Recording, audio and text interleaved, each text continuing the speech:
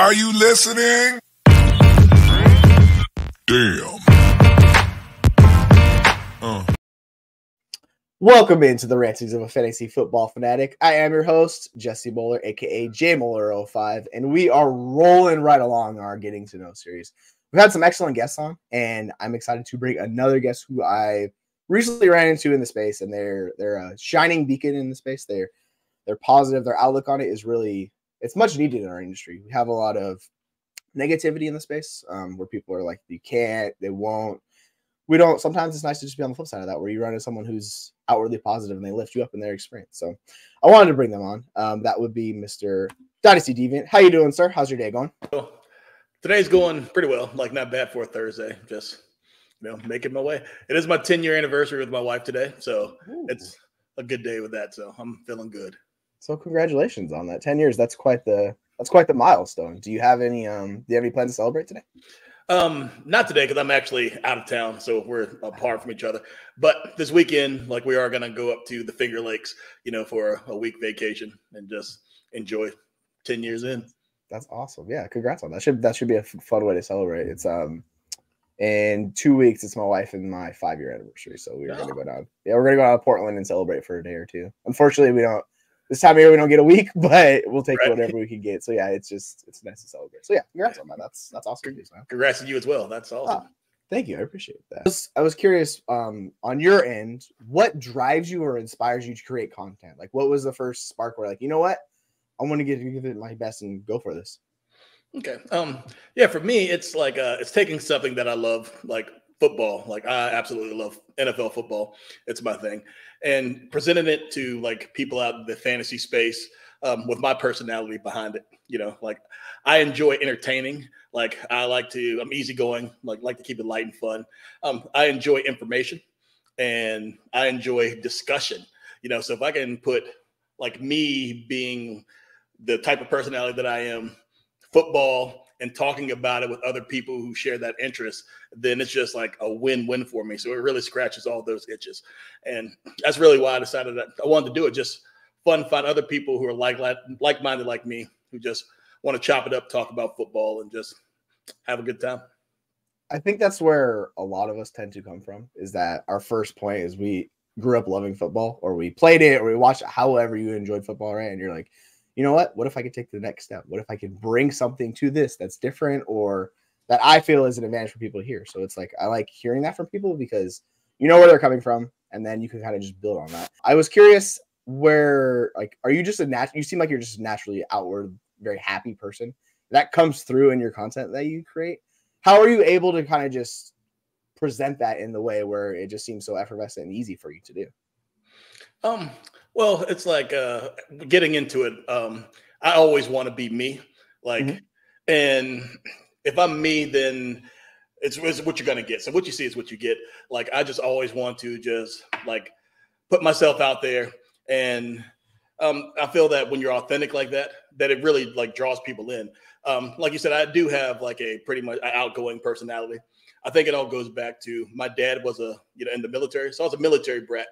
And we traveled around a lot. We're all around the world, so you're never in one place too long. And if you want to make friends, you got to talk to people because you're the new kid and you really don't know. So you don't really have the luxury of being shy, because by the time, you slowly work your way around to talking to somebody, it's time to go somewhere else. So I think that has really led me to how I am in life right now. I feel like I'm relatable. I can talk to anybody on any type of level. And because of that, it's just, how it is. So, and I like to put that into what I put out there. So with the content creation, it's relatively new to me, but I just want to make sure that I'm still me, because at the end of the day, that's really all I can be. Nobody can be me better than me. So, if I'm doing myself and I'm consistently myself, then I don't have to worry about the ebbs and flows. It's just going to be honest and authentic.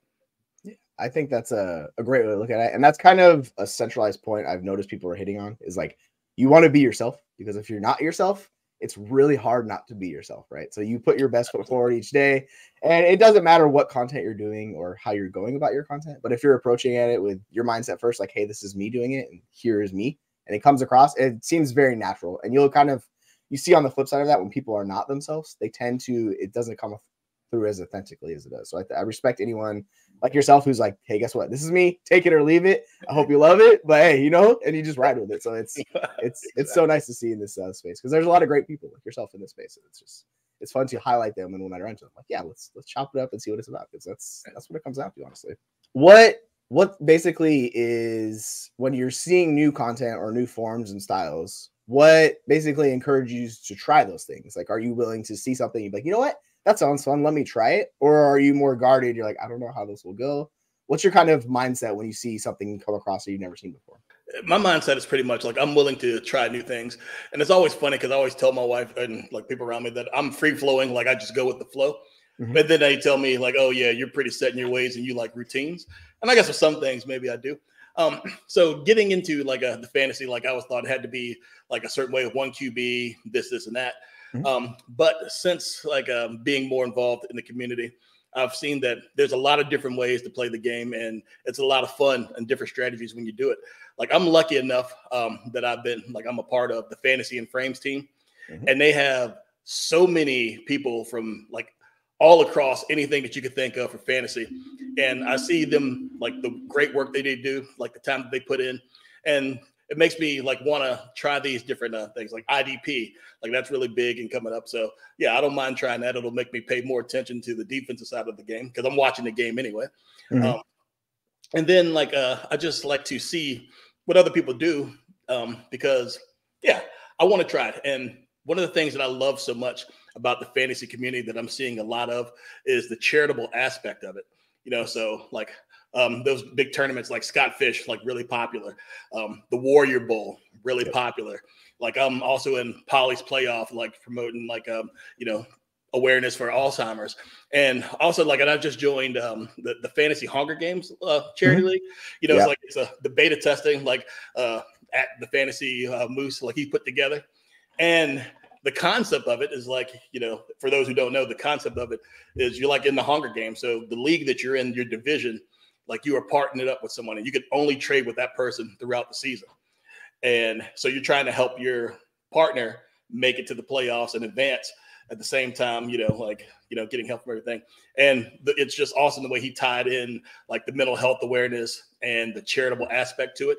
So it's awesome. So when there's things like that, if I can help people out like in charity and like try something that I never would have even thought of, like that type of setup, or Scott Fish where the scoring is so different or everything, or, yeah, I'm all for it. So I used to think that I had to play it a certain way because that's what I liked because mm-hmm. I was just in my niche. But as I become more familiar with the space, yeah, I'm absolutely willing to jump into any type of format. Yeah, those formats are really fun. Like I'm in a lot of leagues. It's like we're pushing on 30 at this point, and every year I'm like, you know what?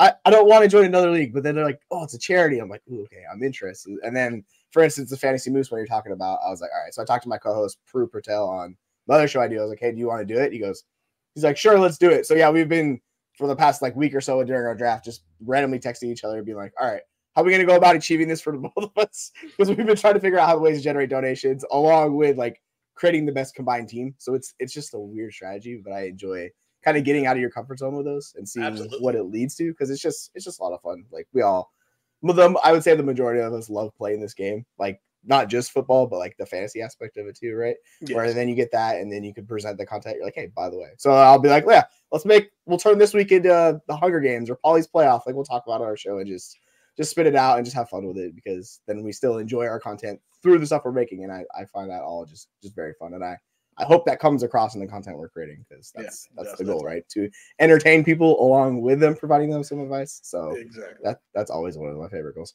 I'm curious, since you're going on 10 years of being married, how do you manage the balance of being able to create content and like living your life and having enough time for both of those avenues where you're not pulling from one too much of the other, right? Where you're able to find that happy balance or that medium people like to speak about.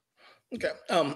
Yeah. So for me, like I'm relatively new in the creation space, so I'm still trying to like find my ways, but some of the things that I like to do is really have a defined plan. So I like to schedule out blocks.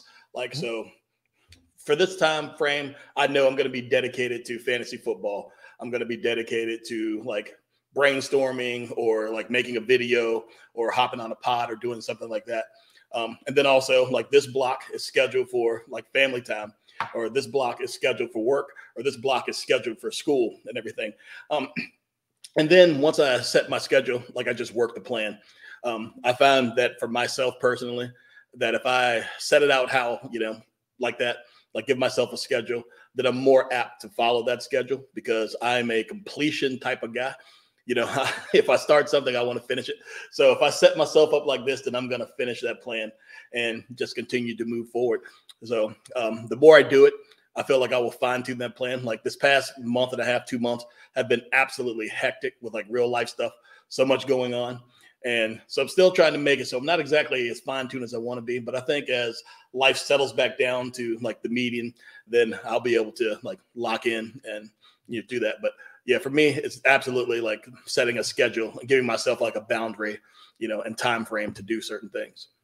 Yeah, I think that's a really smart way to look at it because, and like certain people, like myself, individual, I'm very much a procrastinator because I'm like, oh yeah, you want me to do something? Sure. And I'll just pile it. And then I'm looking and I have 10 things to do, right? And I'll got to do it the last minute. So if I go about it with that schedule where you're talking about like putting time here for this and this, it becomes a lot easier. And you find you're able to manage those things so much easier because it's made a world of difference. When I first stepped into this space, I was just like overwhelmed. Because they're like, all right, you can do this, you can do that. And I'm just looking across like, I'm supposed to be able to do all of this and get this all done. I was like, okay, we got to refine the whole process. So I think that's a very smart way to go about doing it, is particularly if you want to last in the space, which some people do, some people don't. But it sets yourself up for future success along with current success too. So I think that's the best way. I'm curious, have you run into any obstacles or gotten pushback in the community since you stepped into the fantasy space? So no, like I said before, like I'm a newbie to the space, and luckily I haven't come across any obstacles or pushbacks. Really and truly, everybody that I've come in contact with has really been great. I didn't have any of those pushbacks or obstacles, but something that like in your own mind, like starting like, oh, like, am I good enough to do this? Is anybody going to want to hear what I have to say, or am I wasting time or someone else's time? So, those thoughts creep in a little bit. You get over that and you start doing it. And then you're like, okay, like just the outpouring of support from an overwhelming majority of the space, like really makes you feel comfortable and you just want to keep going. But like with anything in life, especially dealing with social media, you're going to encounter those negative people or those trolls that just want to tear you down. And just had like a minor brush with that. But for me, like I am consciously making an effort in life, to be more positive and bring more positivity to a negative world, like, and the main reason like I want to do this is because good things happen, bad things happen in life. But for some reason, we hang on to the negative so tightly. Yeah. You think about like, I don't know if you're a poker player or anything, but most people can tell you their worst beat. They can tell you all about their bad beats, and kind of gloss over like the big wins they had. Because some reason, like as humans, we just hold on to that negativity. I can tell you 20 good things about you. Mention like one thing that you could work on. And the only thing you remember from that conversation is me, like the negative part of it. So I'm just trying to add more positivity to it. And I've decided that when it comes to those negative people or those trolls and everything, I'm not even going to engage. Now, because I like choose to be positive and want to be positive and everything, if someone brings it to me, it doesn't mean that I'm scared to like, speak for myself, speak my mind or something like that. And I'm pretty sure they don't want to hear what I have to say. But instead of getting into all that, I just rather just go ahead and ignore them. Just keep it moving. Don't even give them the satisfaction of knowing like, oh yeah, I needled him a little bit. Yeah, I think that can wear on people in this space, particularly if you're on social media and online enough. Like you're bound to run into it. So it's just how you choose to handle it really reflects on yourself. Because I remember when I first got into Twitter and social media, I would constantly be arguing with people. And I was like, this isn't also just this, it's also killing my time. And like, I was like, as fun as like, I love chopping it up with people, but at a certain point, you got to cut it off. You're just like, you know what? I'm here. I have a goal. Like I want to focus on something. So yeah, I've completely shifted how I've changed like into the space where I'm like, you know what? If you're negative, cool. Like that's your thing. Like I'm not really interested in that. Right. I had a bunch of people like, I posted something about my wife going out of town. I couldn't go with her. And there was like somebody that was a troll in my comments and all these people flooded in my DMs. And I was just like, you know what? It's not worth my time. Like it's okay. We'll be fine. Like, don't worry about it. And then, so it's like a couple years ago where I wasn't as mature, I would have probably like been arguing back and forth with that. So it's just, I think that's a great perspective, like to approach being on social media where you're like, you know what, if I'll I'll let you know how I feel. I'll be positive, and if you don't like it, like it's not for you. It's not for everybody, but hey, Exactly. you put it best foot forward, and you go from there. Right. Now, getting into the community a little bit, what kind of drives you to build and grow not just your community, but like as an analyst, kind of your audience too? How do you go about determining? So really and truly, it's like when I decided to start like creating and got into the space and everything, I had never really had the goal of like adoration or glory or any of that stuff. I just do it because I enjoy it, and I know sometimes people enjoy some of the things that I say or the things that I do, and like that's what it is. So I'm driven by constantly wanting to be a better version of myself.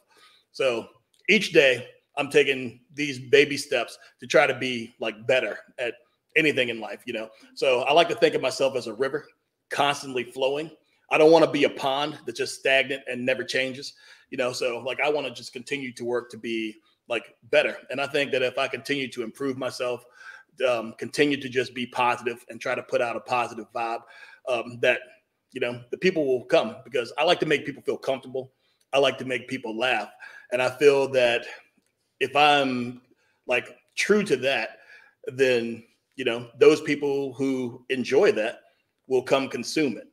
And if I never like get another follower or whatever, but you know, some of the followers that I have really enjoy like what I do, then that works for me, you know, because if somebody can look at a silly video that I make, if I'm singing a Taylor Swift parody or Bohemian Rhapsody dedication to Scott Fish, you know, I want them to smile. So if that makes them happy and they're like, oh yeah, that made my day or something like that really means a lot to me. So that's where I'm at. I just want to like continue to put out good content. I want to put out that people enjoy seeing. And I really think that everything else will really follow that. So as far as the numbers thing, I really don't know. Like, I have no idea what it is. I just want to continue to enjoy just doing what I do because I'm really having fun with it. Yeah, I would say, by the way, people should go check out those videos because they're absolutely hilarious. So if you have not seen them, go check them out. Like, it'll be a good laugh and you're thoroughly going to enjoy it. But back to like kind of the audience in general, I think the more time and effort you put into it, it kind of forms around you and it kind of grows with you. So like you're talking about growing as a creator and growing as a visual, people latch onto that and they see that. And over the course of a few years, you kind of notice that and you're like, wow, this many people are interested in what I have to say. It's very interesting. And it kind of hits at like the imposter syndrome for a lot of us in this industry. Like, you really want to? And they're like, yeah, this is great. You're like, okay, cool. Like, I appreciate that. And then you just ride with it. So it's nice having those people that want to support you in your corner and you just make content for them. And how do you allow other content creators to kind of influence your style? Or like, if you see someone that your content you really enjoy, what do you take away from what you see of someone? You're like, you know what? I really liked what that person did, or the way they approached this topic, or if it was a certain video.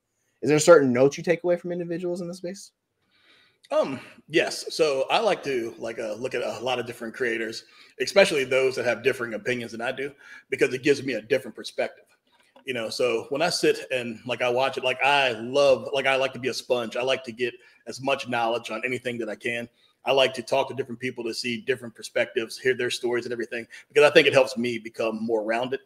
And like anyone who knows me will tell you that I love trivial knowledge, you know, so the good stuff. And then like, you know, I'm the kind of person that you want with you if you're ever in Cash Cab, because I know a lot of random stuff for some reason. I love that show. Yeah, me too.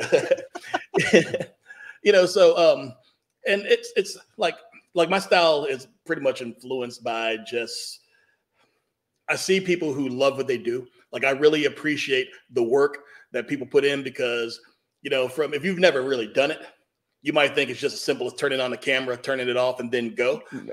Yeah. You know, so I respect the work, the time and effort that people put in this industry. So when I see them doing that, like, I pay attention to them. Like, oh, I like to see how people engage with their followers, how they engage with other creators in the community. I even like to see like things, you know, like on the hardware side, like, oh yeah, what type of camera do you use? Or like, what type of mic do you use? Something, you know, things like that. Just, I feel anyone that I talk to can give me something positive, and they give me something positive that I can use to put in my tool belt to help myself become better. So like, I really feel that every opportunity that you encounter really is a learning opportunity. Yes. So when I watch or talk or hear somebody, like, I'm looking for something like, oh, I like how they think about that. And it might like help me like, you know, move in a different path that'll be more beneficial to myself and the people around me. Yeah, I really like the takeaways, just because like you're talking about, you get a different perspective from every person you talk to, because we see the world differently through our lens or through our eyes. So it's nice to kind of, even if you don't agree with this person, at least you kind of understand where they're coming from, and you're like, you know what, that actually makes a lot of sense, or I'm going to try that. And it kind of, you might like not realize it, but over time you kind of shift and change based on your interactions, and it helps you grow and you become like stronger creator, because you have, like you're talking about the tool belt, you have all these different tools you can pull from, where it's not just one thing. You're like, no, I have this hammer. Well, now you have a screwdriver, or now you have you have all these different abilities to pull from, and like it just makes you better. And so I like allowing to like view content and other creators from that perspective. You're like, you know what, like I'm gonna check it out, and if maybe it's not for you, or maybe it is, but you can maybe take something away and help yourself grow. So I think that's a great way to look at it. Speaking of kind of growing as an analyst, compared to like when you first started, how have you noticed that you've grown and like you're changed in the process since day one, when you're like, I'm going to do this as a creator? Really, like, been doing it for a little bit now, not a long time. I mean, and like, I definitely have grown. I've grown as an analyst, because when you pay attention to what a lot of other people are saying out there, you realize very quickly that the echo chamber reverberates very loudly, and so like a false narrative can gain a lot of traction, and before you know it, it's like the common thought process, Mm-hmm. And so for me, I've learned that when it comes to like analysis, or when I'm looking at the data, that I don't want to go in there with a preconceived notion, or thinking like, this is what it's got to be, so I'm going to find data to make it what I already think it is. I just want to like go in with a clear mind, let the data speak to me, whether it's, like analytics, or whether it's video or anything like that.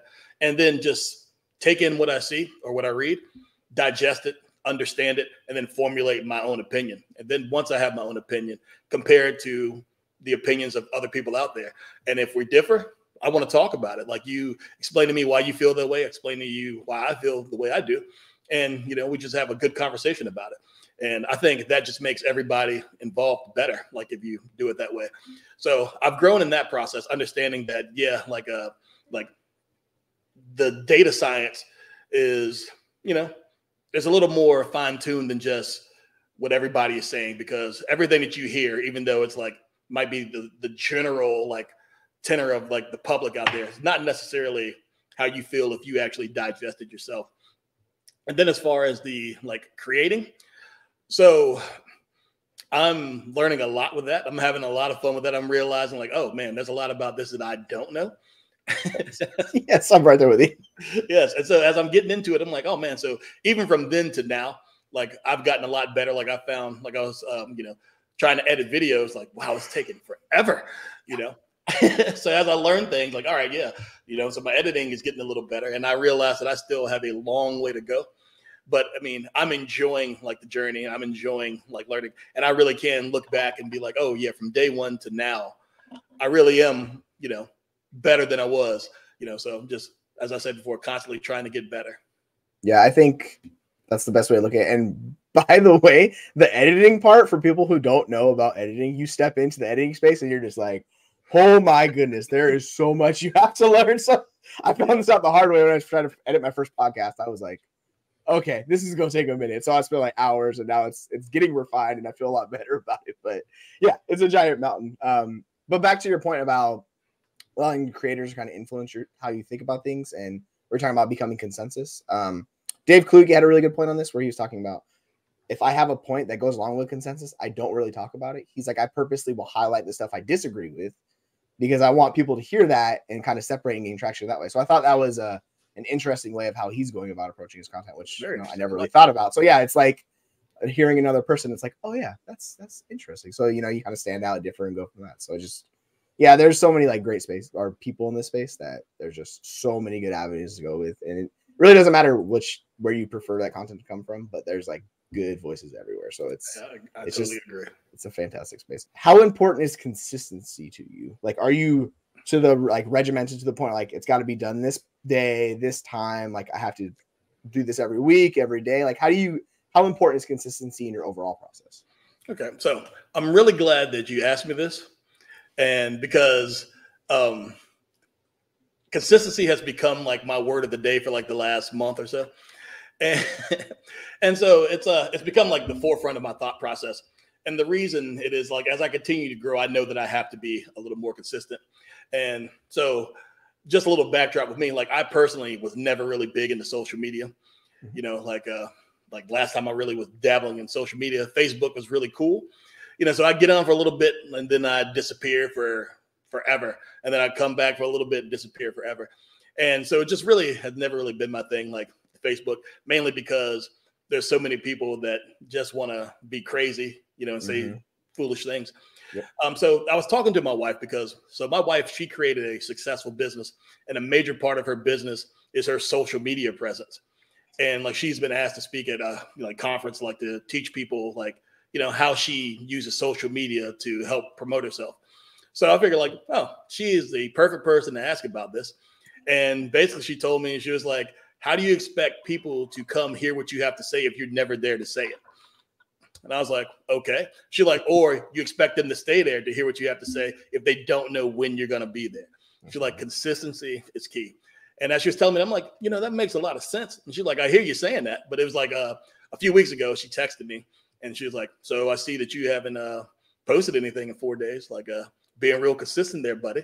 Like, and I'm like, I love it because she holds me accountable. Like she like loves me and tries to help me out as much as she can.